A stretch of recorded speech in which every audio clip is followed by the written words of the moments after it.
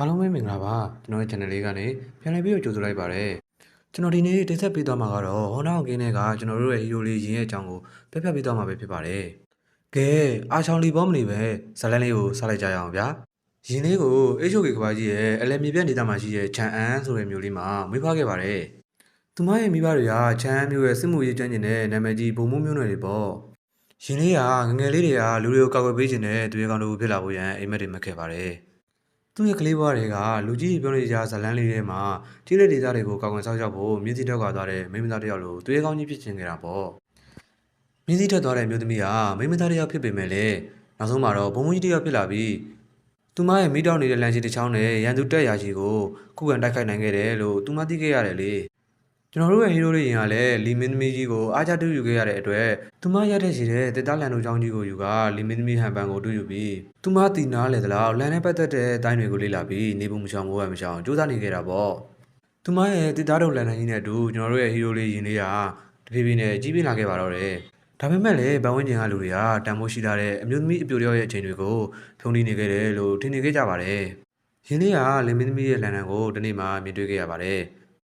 သူမကလင်မင်းသမီးရဲ့မိတောက်နေတဲ့လန်နံကိုမြင်သွားတဲ့အချိန်မှာတော့ရန်ကိုစိတ်လိုရနေခဲ့ပါတယ်။သူမရဲ့လန်ချီကိုမိတောက်နိုင်တဲ့အတွက်မင်းညီနီတွေကိုစဉ်းစားကဝါကုန်းတွေမိသွေးတွေနဲ့စမ်းကြည့်ခဲ့ပြီးနောက်ဆုံးမှာတော့မိဆွဲနေတဲ့တက်သားလုံးတုံးကိုရရှိခဲ့ပါတယ်။ရင်းလေးကမိဆွဲနေတဲ့တက်သားလုံးကိုလန်ထိတ်မှတိုက်ဆင်ကမြို့ထဲကိုရှောက်သွားခဲ့ပါတယ်။ခလုတ်တိုက်ပြီးမောက်လဲကြတဲ့အထိလက်ပတ်ပြေးလွှားနေခဲ့တော့လန်ဦးထိတ်ကျုံကမြေကြီးနဲ့ထိမိခါတိုင်းမှာလည်း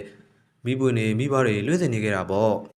အဲ့လိုမိဘတွေထွက်နေတာကိုပဲရင်လေးကငါ့လန်မီးလောင်နေပြီးလီမင်းသမီးလိုပဲလို့ပြောရှင်သွားအော်ဟင်းနေခဲ့ပါတယ်။ရင်းလေးရဲ့ဒီလိုကြုံရတဲ့အတန်တွေကြောင့်အနီးနားမှာရှိတဲ့ငှက်လေးတွေဟာလန့်ပြီးကောင်းကင်ဘုံကိုပြန်တက်သွားခဲ့ပါတယ်။ဒီနေ့မှာတော့လွှင့်စင်လာတဲ့မိဘတွေကြောင့်မြို့ရဲ့အပြင်ဘက်မှာမီးလောင်မှုကြီးတစ်ခုကိုဖြစ်စေခဲ့တာပေါ့။မီးတွေငိမ့်သက်ပြီးတဲ့နောက်မှာတော့ရင်းလေးရဲ့ဖခင်ကသူမရဲ့လန့်ရှိကိုဆွဲယူပြီးကျိုးပဲပြစီလိုက်ပါတော့တယ်။ရင်းလေးရဲ့ဖခင်ကလန့်ဆိုတာဘယ်နေရာမှာသုံးပြရတယ်ဆိုတာမင်းမသိသေးဘူးလားဆိုပြီးတော့စူပူခဲ့ပါတယ်။ရင်းလေးကလူငယ်ပြီးဒေါသကိုချုပ်တီးနေရင်ကျုပ်ပဲနေတဲ့လန်နံပိုင်းသားများကိုကောက်ယူကဒါဆိုရင်လည်းကျွန်တော်တို့တင်ပေးလေဆိုပြီးတော့ပြန်လဲអော်ရဲလိုက်ပါတော့တယ်။နောက်နေ့မှာတော့သူမရဲ့ဖခင်ကပြည်တံပေးရမှာကြမ်းတမ်းလာပါတယ်လို့ထင်ရှားကြော်ကြားတဲ့တရားသူကြီးဒီအန်ကျူရှိရသို့ခေါ်သွားခဲ့ပါတယ်။သူမဖခင်ရဲ့အပြစ်ပေးမှုတွေကလည်းရင်လေးရဲ့အိမ်မက်တွေကိုမပြည့်စည်နိုင်ခဲ့ပါဘူး။သူမကလည်းဒိုင်လွန်ချိုင်းတရားရုံးချုပ်ကိုဝင်ရောက်ဖို့အတွက်သဘောတူညီခဲ့ပါတယ်။သူမကမိမိကိုမြင့်မြတ်တဲ့သမီးမျိုးဟန်မှာဆုံးလုပ်ပြီးတော့လေ့ကျင့်ရေးဝတ်စုံကိုဝတ်ဆင်လိုက်ပါတော့တယ်။တန်ခမောင်လေးပါထပ်မံဆောင်းလိုက်ပြီးမင်းတို့ရဲ့ဒုက္ခတွေကိုငါဖြေရှင်းပေးမယ်လို့ဟစ်ကြွေးလိုက်ပါတော့တယ်။သူရတဲ့နေရာတိုင်းမှာစပူတောင်းကြမ်းမှုတွေဖြစ်ပေါ်နေပေမဲ့လည်းငရေမှုနဲ့အတွေ့အကြုံမရှိမှုတွေကြောင့်ဒုက္ခမျိုးမျိုးကြုံတွေ့နေရပေမဲ့လည်းတစ်ဖက်မှာတော့ကဘာကြီးကိုတဖြည်းဖြည်းပုံမမြင်လာခဲ့ပါတော့တယ်။ဒီလိုနဲ့ပဲသူမကဒိုင်လွန်ချိုင်းရဲ့နာမည်ကျော်ထူးချွန်ထက်မြက်သူတရားမျှတမှုလက်ရှိကိုင်ဆောင်သူအဖြစ်ပြည်သူတွေရဲ့ရင်ထဲကိုရောက်တဲ့အထိထင်ရှားလာခဲ့ပါတော့တယ်။ကဲကျွန်တော်တို့ရဲ့ဟီးရိုးလေးရင်းရဲ့ဇာတ်လမ်းလေးကဒါပါပဲเนาะကျွန်တော်ရဲ့ဘော်ဒါတွေလည်းကျဉ်းကျဉ်းသက်လိမ့်မယ်လို့မျှော်လင့်ပါတယ်ဗျာ။ဒါနဲ့ကျွန်တော်ရဲ့ channel လေးကို like and subscribe လေးနှိပ်ခဲ့ပေးကြအောင်เนาะကျွန်တော်ကတော့ MG ပါနောက်ဗီဒီယိုမှာပြန်လည်ဆုံတွေ့ကြတာပေါ့